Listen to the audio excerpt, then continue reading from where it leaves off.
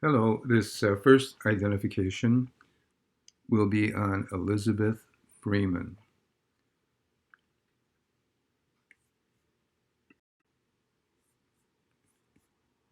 Okay, so before you begin, and I would advise taking notes, use a notepad to write down some of the most important details so that you can do this identification based on these guidelines. Writing this down is the best way to do it instead of memorizing it. Normally, you would do this if we were in person in class, but the way we're doing it through remote learning, it will work out fine also. So just write down the important things that I explain about Elizabeth Freeman using a typical history class identification is done this way. So the main points you want to get are who or what it is. And in this case, it's a person. You would say this identification is about Elizabeth Freeman. So that's in sentence form, something like that. And then the second one will be on the date, in all the identifications, the dates when the person is born, the historical person is born and died, or giving the dates of an event. So it depends on what the ID is.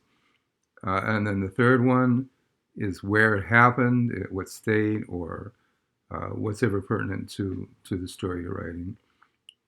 And the fourth would be the description, a brief description of the important facts related to the identification that you learn from the lectures. Again, it should be from the lectures, not just random picking it up off the internet, because I can tell right away if it's just stuff pulled off the internet from so many different sources. So um, I'm giving you the most important information, and for your best grades, you need to take it from the lectures. And when I read your IDs, it's very obvious if you're doing it that way. So, and then the fifth one and the final part of your paragraph and the ID will be why important. So what do you think is important about this person or event? And in this case, what's important about Elizabeth Freeman? So, and that's how you write a good ID. So it's about 5 sentences, but it can go a little under 4 for some people, and some people write even up to 6 and 7 sentences. But to write in sentence form so that you learn writing well in a historical way, and over the term you'll definitely improve in writing, as well as learn a lot about history. Okay, so um, again, do it in sentence form, and then return your identifications to me by email or through Canvas assignments by the due date that I give you. And they are absolutely essential in helping you get a good grade in the class. Um, and I covered this when we covered the syllabus too, but I think, I'm not going to do this all the time, but this is the first time, so I'm explaining it in detail. And usually you'll get it between 7 and 11 identifications per class, which should take up a lot of your time for the class. Um, because now you're going to spend the time watching the lectures, either the live ones or the recorded ones. And then the work you do writing up the IDs should take plenty of class time. So anyway, if you have questions, just email me anytime and I'll give you more information. All right. So let's move along with Elizabeth Freeman, a very important identification in U.S. history.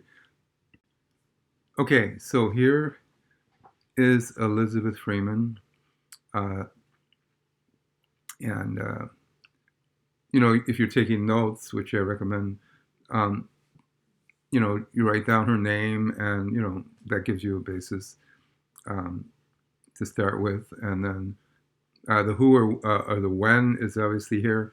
She was born in 1774, and she died in 1829. Um, Another picture of her. Obviously, she's older here. and her nickname was Mom Bet. Sometimes she was called Bet.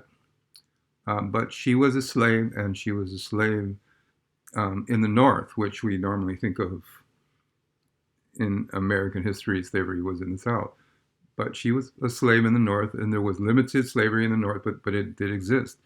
And it's important to understand how that ended, and she really ended it in the North. And like I said, it wasn't widespread like it was in the South. It was usually household help, not big plantations, and it was it existed, and it existed for a short time after the U.S. became a country in 1776, the birthday of the country. It existed for a short time, but it existed, and many who don't or just know little pieces of history, but in a class like this, in the college level, you should know that it existed in the North, though it was not. Many people were against it for religious reasons, um, like from Plymouth Rock, that kind of basis of religion, and natural law and other things that we'll get into more in the class. So it existed, but it was controversial in the North. Whereas in the South, it was widespread and very common, and you had large plantations, so you had much more slavery in the South in those years right after the U.S. became a country. Okay, so what happened with the Elizabeth Freeman case, um, and why is it important? So it's very important. Massachusetts had a charter just before America became a country, and you can read in the small print here the Declaration of Rights of Massachusetts. It says all men are born free and equal and have certain natural and inalienable rights, or unalienable rights. Um, okay. Okay, and there's more writing in here. It talks about things such as freedom to obtain safety and happiness, and this was a widespread belief in the North. Um, this kind of thought. One of the great leaders of the era, one of the founding fathers, who was very much against slavery, is named John Adams, and who would at some time become a president. Um, really believed in things such as natural law and the rights to freedom, and so he was an important figure. Also at the time, right at this time, the Declaration of Independence was written, which really was the primary document of philosophy for the founding of the United States of America. And John Adams was part of that, and of course Jefferson and others.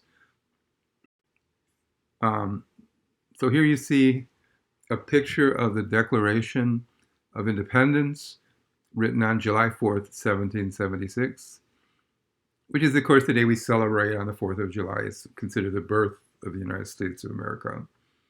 And it was a declaration breaking away from England, but even much more philosophically important, it was a statement of philosophy and beliefs.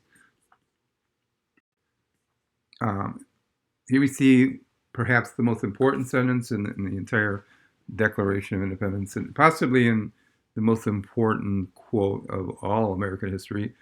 In the Declaration of Independence, it says, quote, "We hold these truths to be self-evident, that all men are created equal, that they are endowed by their Creator with certain unalienable rights, that among these are life, liberty, and the pursuit of happiness."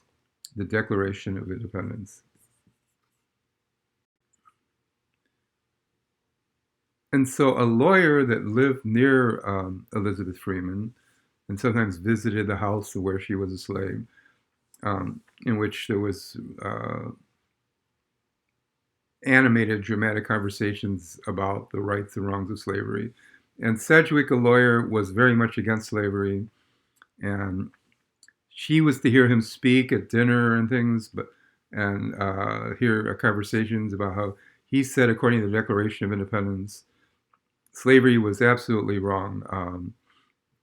That all people are created equal based upon the Massachusetts Charter and then, even more importantly, the Declaration of Independence. And he decided to then represent her to help her fight for her freedom.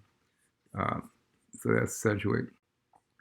Okay, so another picture of Theodore Sedgwick, but a very important person as he became her lawyer and he helped her fight the case. And so the case went to the Supreme Court of that area and to a jury, actually, a jury trial. And in the jury trial, where those who wanted to keep her a slave try to use practical arguments like, where will she get a job if she's free? Or, we can't afford to let a slave go, and all kinds of practical arguments as to why she should remain a slave. But what Sedgwick did was he said, all I got to do is tell you that the founding beliefs of America states that this quote, and he said, our Constitution of Government declares that all men are born free and equal. Slavery is, in my judgment, as effectively abolished as it can be. In other words, this is tied to the Declaration of Independence. And Sedgwick also read that part about all people have inalienable rights to life and liberty and the pursuit of happiness. And he just read that to the jury, and then the jury made its decision. And so the jury ruled in favor of Elizabeth Freeman, also known as Mom Bet, and the jury said, absolutely, the case is proved. All you got to do is say, all people have inalienable rights. It's in the founding document of America, and therefore it overrides everything else. And so they ruled her to be free from that moment forward, and even gave her a cash reward as part of the judgment. So she became a free person, and she was overjoyed. There's her tombstone there. Years later, she died in her 80s. She actually had a happy life after that. She lived with the actual lawyer's family, working as a hired person for money, no longer a slave, and she became friends with the family and was very happy and was actually born right next to the rest of the Sedgwick family here. And really changed American history because with her case, the North really ended slavery and experiment with slavery. You can see her tombstone again, and Elizabeth Freeman was the big case that ended slavery in the North. And just, U.S. became a country in 1776, and then within 10 years, slavery had fallen basically all across the country. It was, like I said, not widespread because you had many, people who ran their small businesses, and you didn't have big farms, and plus you had the religious objections to slavery. So the North had a cultural kind of aversion to slavery, in spite of the fact that some people had slaves, but it wasn't looked well upon. So this case ended it, and all the other states dropped it right away after this. And that was the end of slavery. So that's why she was important.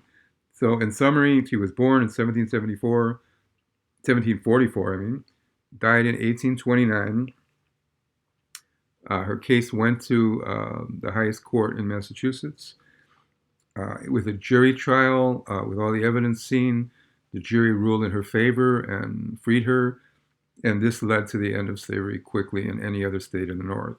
Though slavery continued strongly in the South, so the division between South and North began.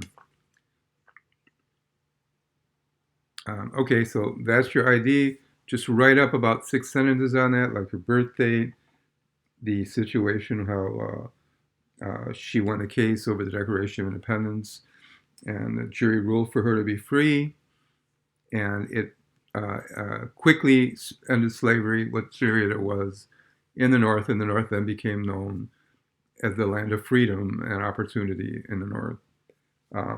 And so this was a seminal moment in freedom and rights in American history.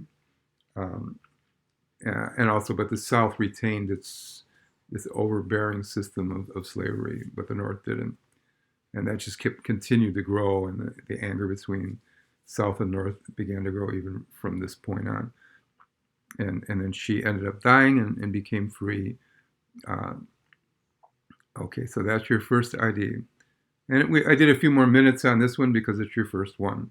And then just write that down in your notes, and they'll be, and then get it back to me um, by email or through Canvas.